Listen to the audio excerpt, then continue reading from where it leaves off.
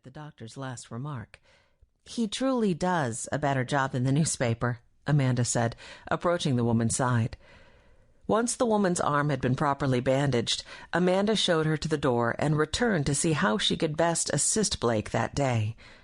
"Honestly, I think the newspaper enjoys putting people in a state of panic," Blake said as he washed his hands. "Trouble sells papers."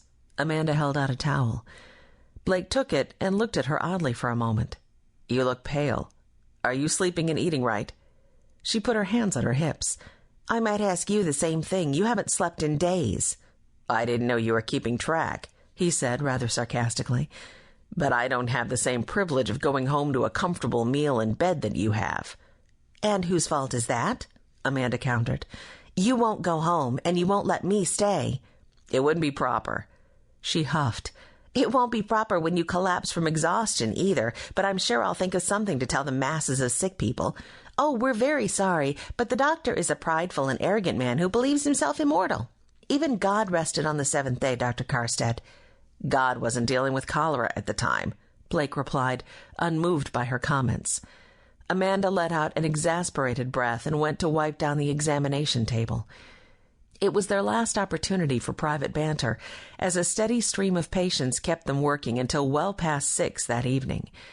Exhausted, but unwilling to let on to how tired she was, Amanda reached for her coat and suppressed a yawn.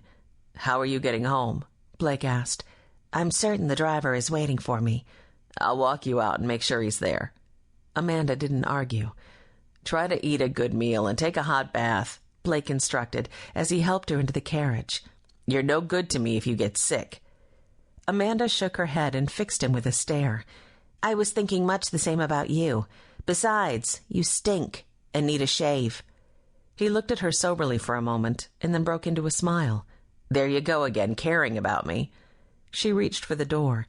"I'm not at all concerned about you, Dr. Carstead, but the friendless and sick are beginning to take up a collection for you.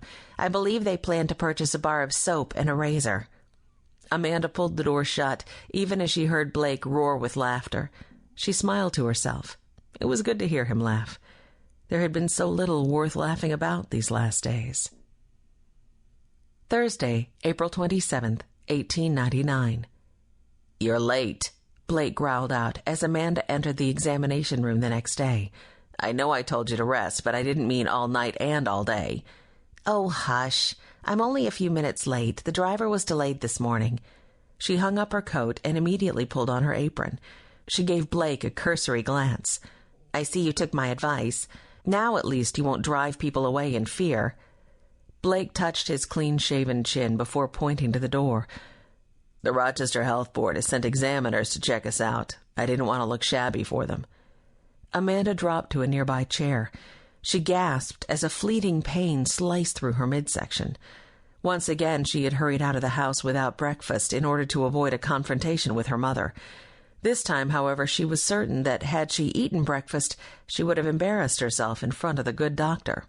She swallowed and clasped her open palm tight against her waist. "Has there been any further word regarding the quarantine?" Dr. Carstead nodded toward the crowd gathered outside his door and touched a finger to his pursed lips. "We don't want to cause undue worry." He leaned forward, his dark hazel eyes radiating concern. "You're not getting sick on me, are you?" "No, of course not. I experienced a brief moment of discomfort, but I'm feeling fine." She stood and brushed a wrinkle from her faded navy blue skirt. "I'm sure we'll hear of the examiner's decision soon. Why don't you go through the line and separate those who have complaints that suggest they've contracted cholera? Place them in the office at the end of the hallway. When you've completed that, let me know and I'll examine them." Amanda retrieved a pencil and paper. She preferred keeping notes while she spoke to the patients, especially when there were so many. Otherwise, important details could easily be forgotten. Before exiting the room, Amanda poured a glass of water and quickly downed the contents.